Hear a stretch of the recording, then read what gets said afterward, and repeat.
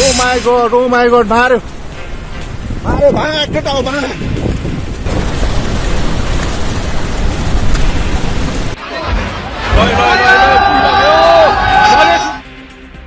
ভয়াবহ আকস্মিক ঝড়ে নেপালের উত্তরাঞ্চলে এখনও নিখোঁজ প্রায় 850 মানুষ। 165 জনের মরদেহ উদ্ধার। সাধারণ বন্যার চেয়ে কয়েক গুণ বেশি প্রাণঘাতী এই হরপা বান। রংপুরের শিক্ষক পরিবার হত্যায় গ্রেফতার 2 আসামির ডোপ টেস্টের সিদ্ধান্ত। সংগ্রহ করা হবে ডিএনএ স্যাম্পল। জমি বিক্রি নিয়ে কোনো দ্বন্দ্ব ছিল কিনা খতিয়ে দেখছে পুলিশ। গুরুত্ব হারাচ্ছে রোহিঙ্গা সংকট, অভিমত উন্নয়ন সহযোগীদের। বাংলাদেশ বিশ্ব দরবারে আরও সোচ্চার না হলে সহায়তা কমে যাবার শঙ্কা।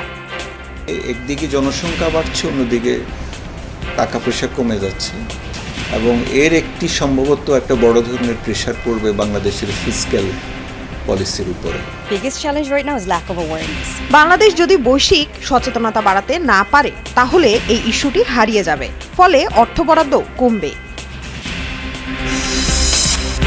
জাতীয় কবির 50তম মৃত্যুবার্ষিকীতে নানা শ্রেণী পেশার মানুষের শ্রদ্ধা।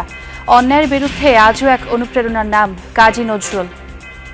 প্রতিটা আন্দোলন সংগ্রামে যে বাঙালি জাতি যে বীরের জাতি সেটা তার প্রমাণ তারা রেখেছে এবং সেখানে নজরুল তার প্রেরণা। যারা দুঃশাসনের অবসান ঘটিয়েছে সেই সমস্ত তরুণ, কিশোর, শিশুরা নজরুলের গান গাইতে গাইতে রাস্তায় নেমেছে।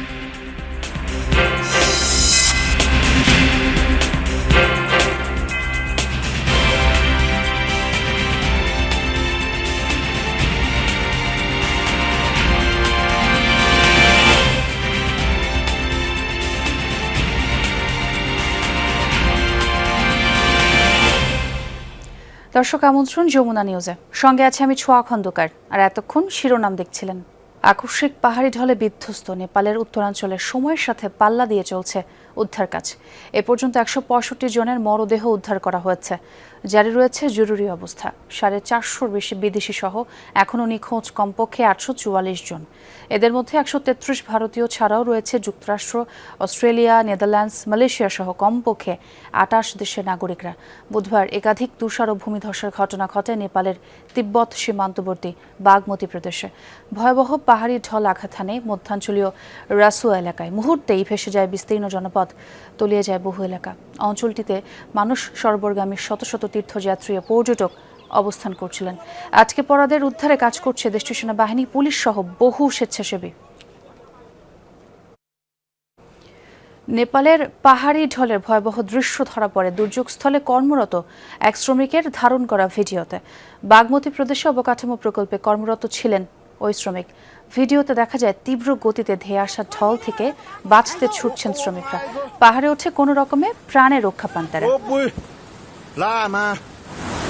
Oh my god, মারে মারে ভাই একটা দাও ভাই।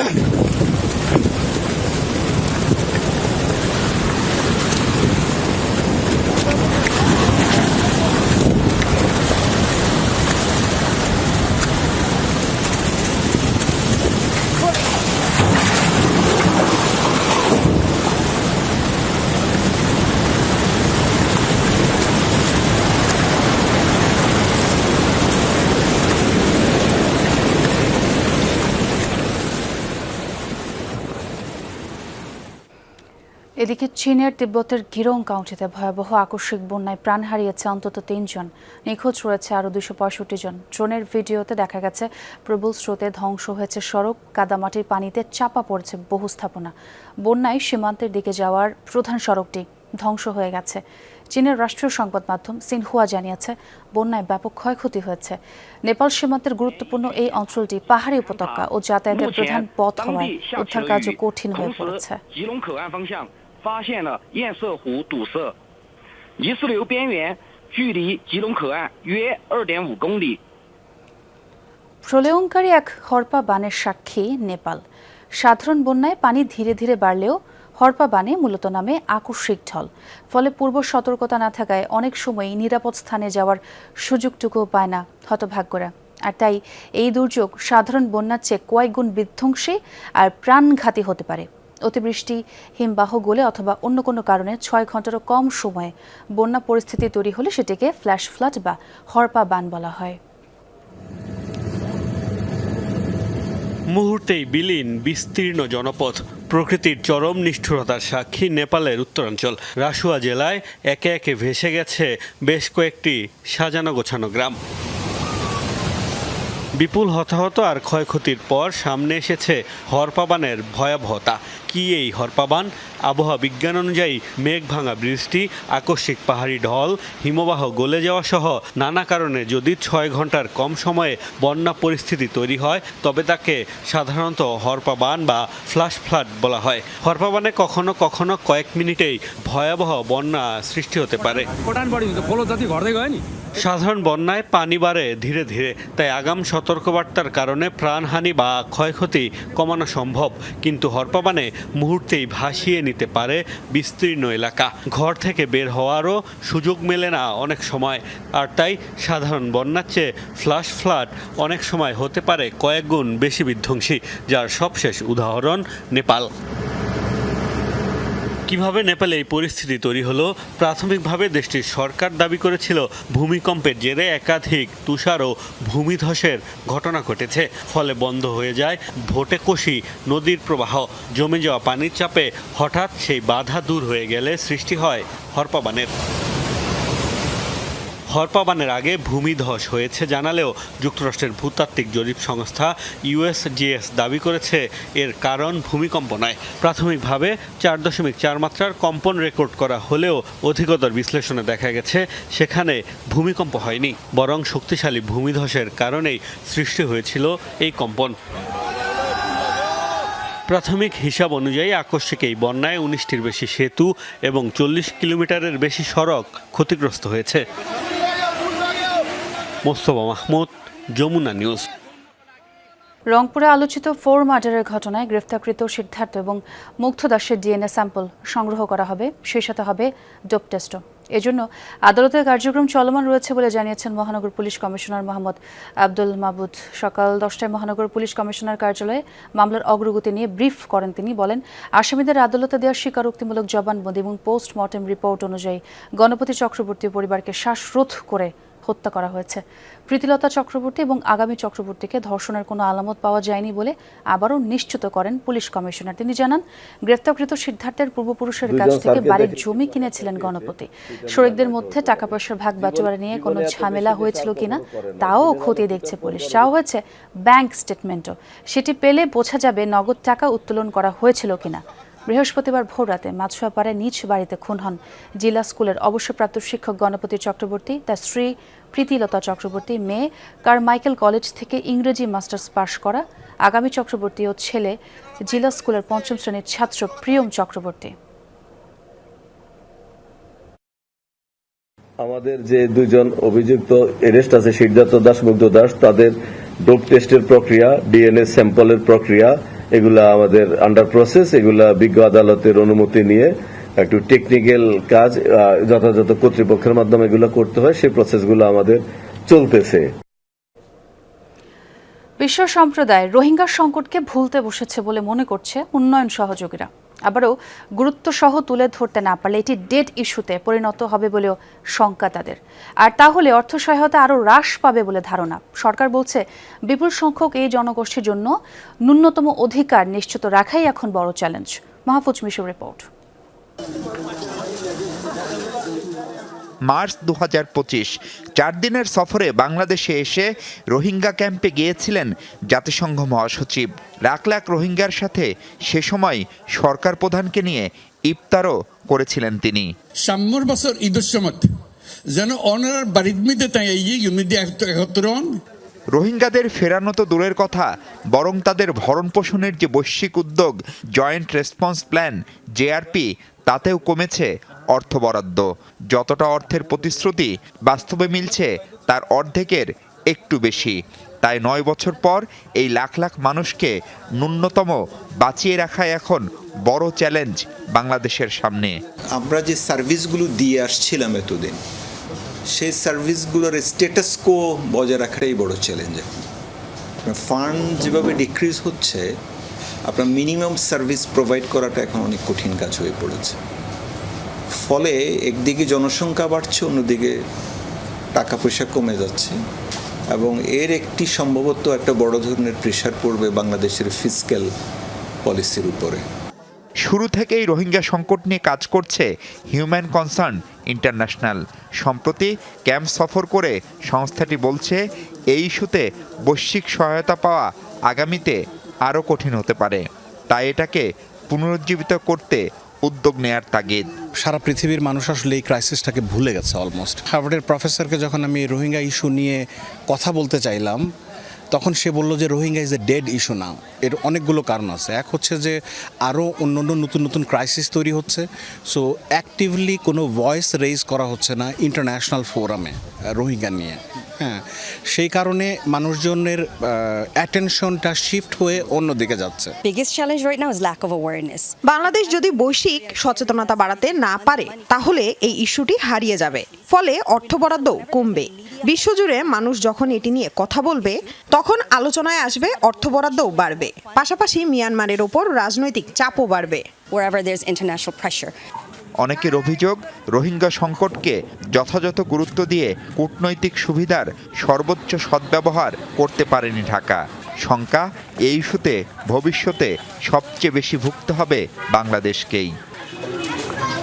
রোহিঙ্গা সংকট নিয়ে বাংলাদেশের কৌশল কি সেটি এখনও স্পষ্ট নয় বিশ্বের অনেক দাতা সংস্থা, এমনকি বড় দেশগুলোর কাছেও।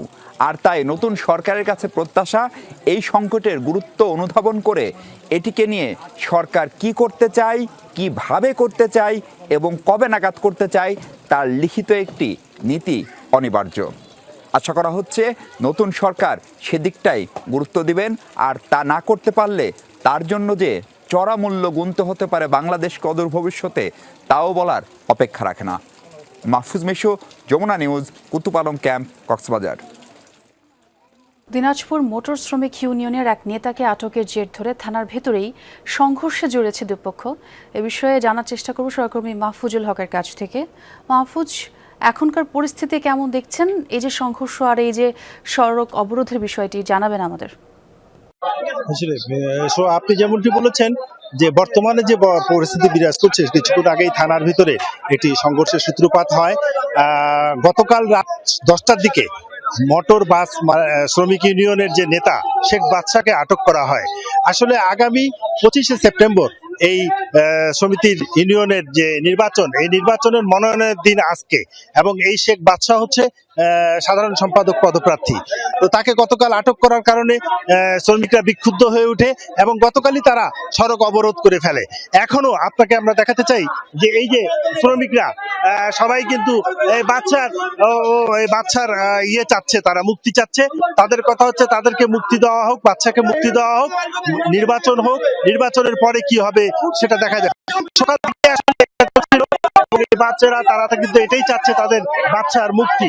হ্যাঁ, এই বাচ্চার মুক্তির কারণেই তারা এই যে, আপনারা কি বাচ্চার মুক্তি চান? আপনারা কি বাচ্চার মুক্তি চান?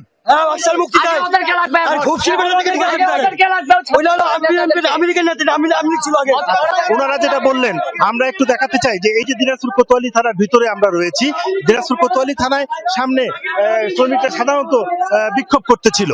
বিক্ষোভকালীন সময়ে বাংলাদেশ জাতীয়তাবাদী স্বেচ্ছাসেবক দলের একজন নেতা, প্লাবন নামে একজন নেতা, তিনি আসে শ্রমিকদেরকে শান্ত করার চেষ্টা করেছিলেন। প্রকৃতপক্ষে তারাই হচ্ছে এই শেখ বাদশার একটি প্রতিপক্ষ বলে শ্রমিকরা দাবি করেছে। তিনি এসে যখন পরিস্থিতি ঠান্ডা, শ্রমিকদের উদ্দেশ্যে বক্তব্য রাখেন, এক পর্যায়ে উত্তেজনা সৃষ্টি হয় এবং লাঠিসোঁটা নিয়ে শ্রমিকরা সহ দুই পক্ষই মারামারিতে লিপ্ত হয়।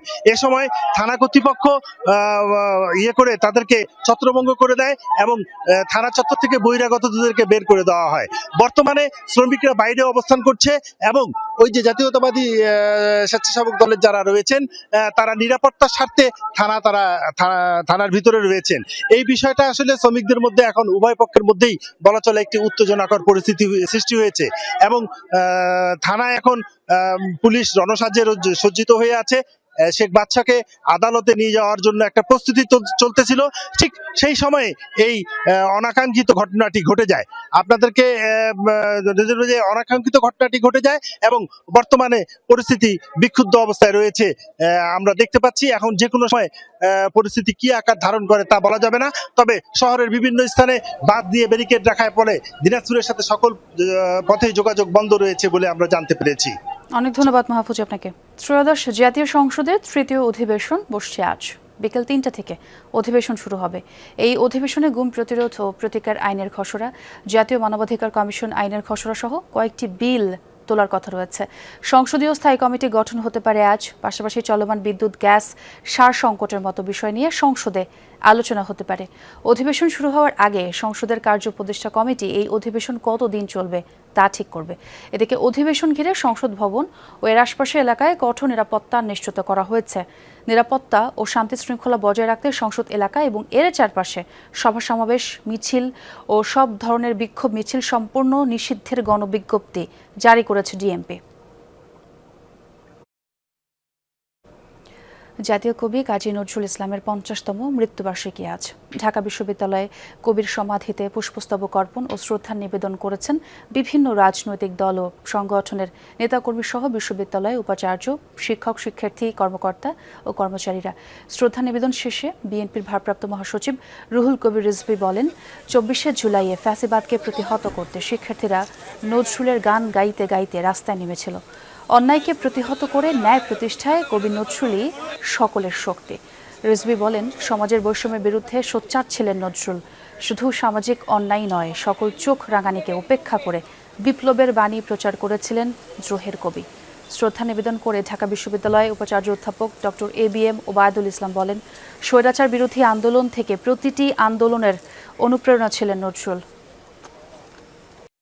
জুলাইয়ের যে গণ অভ্যুত্থান, গণজাগরণ, প্রত্যেকটিতে যারা রাজপথে থেকে ভয়ঙ্কর স্বৈরাচারকে উৎপাটিত করেছে, যারা দুঃশাসনের অবসান ঘটিয়েছে, সেই সমস্ত তরুণ, কিশোর, শিশুরা নজরুলের গান গাইতে গাইতে রাস্তায় নেমেছে। প্রতিটা আন্দোলন সংগ্রামে যে বাঙালি জাতি যে বীর জাতি, সেটা তার প্রমাণ তারা রেখেছে এবং সেখানে নজরুল তার প্রেরণা। সিরাজগঞ্জের শাহজাদপুরে যমুনার ভয়াবহ ভাঙনে দিশেহারা মানুষ। গত ৩ মাসে সনাতনী ইউনিয়ন সহ আশপাশের কয়েকটি গ্রামের শত শত বাড়িঘর ও প্রায় ২,০০০ বিঘা আবাদি জমি বিলীন হয়েছে। আতঙ্কে ঘরবাড়ি, আসবাবপত্র অন্যত্র সরিয়ে নিচ্ছেন কেউ কেউ। ভাঙন ঠেকাতে দ্রুত বালুর বস্তা বা জিওটিউব ফেলার দাবি স্থানীয়দের। প্রশাসন বলছে পুনর্বাসনের উদ্যোগ নেওয়া হচ্ছে, তবে প্রকল্প না থাকার অজুহাত পানি উন্নয়ন বোর্ডের।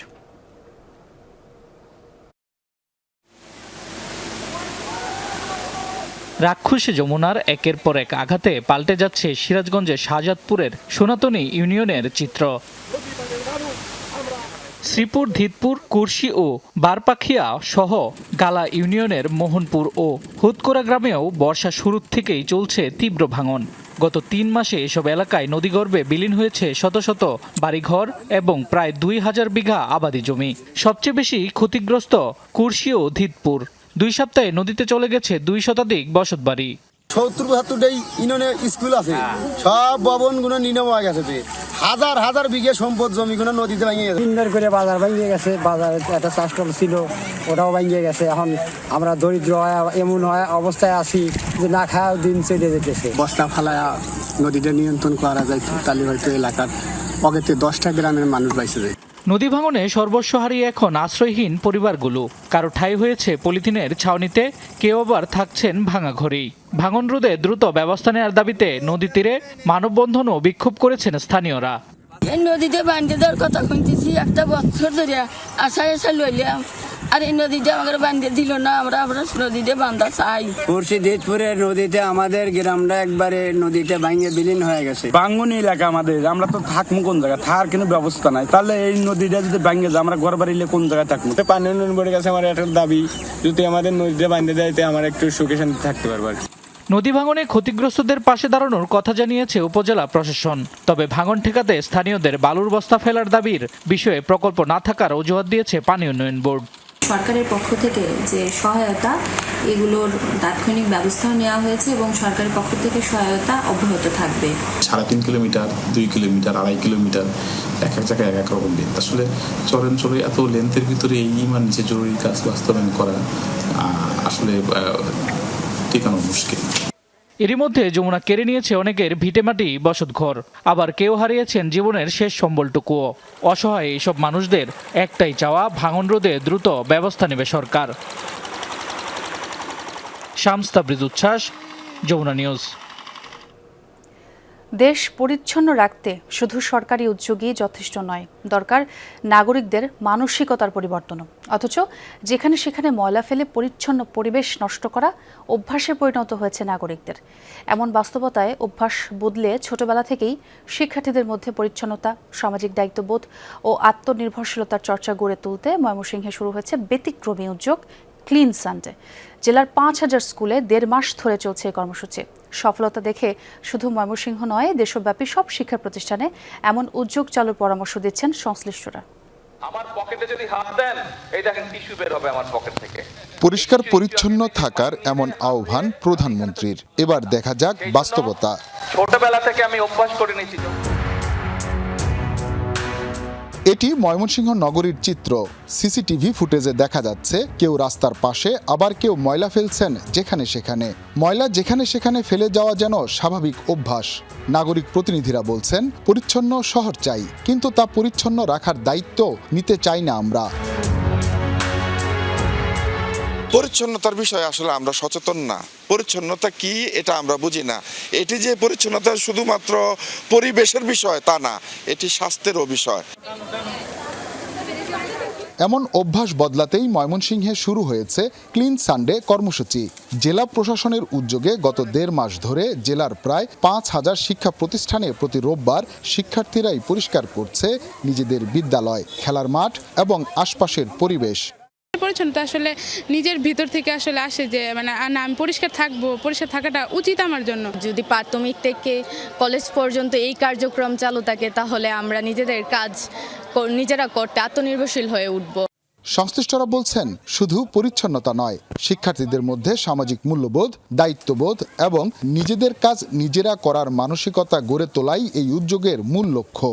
পরিষ্কার পরিচ্ছন্নতার মাঝে শুধু এটা সীমাবদ্ধ থাকবে না, সুনাগরিক হিসাবে গড়ে তোলার ক্ষেত্রে এটা অবশ্যই একটা ভূমিকা পালন করবে। মানবিক মানুষ হিসাবে গড়ে উঠবে, তাই সামাজিক মানুষ হিসাবে সে গড়ে উঠবে। কর্মসূচির উদ্যোক্তা জেলা প্রশাসক বলছেন পরিচ্ছন্নতা কেবল একদিনের কর্মসূচি নয়, এটি একটি অভ্যাস। আর সেটি ছোটবেলা থেকে গড়ে তুলতে পারলে আগামী দিনের নাগরিকদের বেশিরভাগই হবে আরও দায়িত্বশীল। আমরা চাই যে এই উত্তম চর্চাগুলো বেঁচে থাকুক আমাদের পরবর্তী প্রজন্ম থেকে প্রজন্মতারে। এর মাধ্যমে সামাজিক মূল্যবোধ, পারস্পরিক সম্মান, ভ্রাতৃত্ব এবং পরিচ্ছন্নতার যে একটা সংস্কৃতি, এটা আমরা গড়াতে চাই ছোটবেলা থেকে। সংশ্লিষ্টদের মতে এই উদ্যোগ শুধু একটি জেলার মধ্যে সীমাবদ্ধ না রেখে দেশব্যাপী সব শিক্ষা প্রতিষ্ঠানে চালু করা গেলে সামাজিক দায়িত্ববোধ চর্চা আরও বাড়বে। হুসাইন শাহিদ, যমুনা নিউজ, ময়মনসিংহ। আরও একটা বিরতি নিচ্ছি যমুনা নিউজে, সাথেই থাকবেন।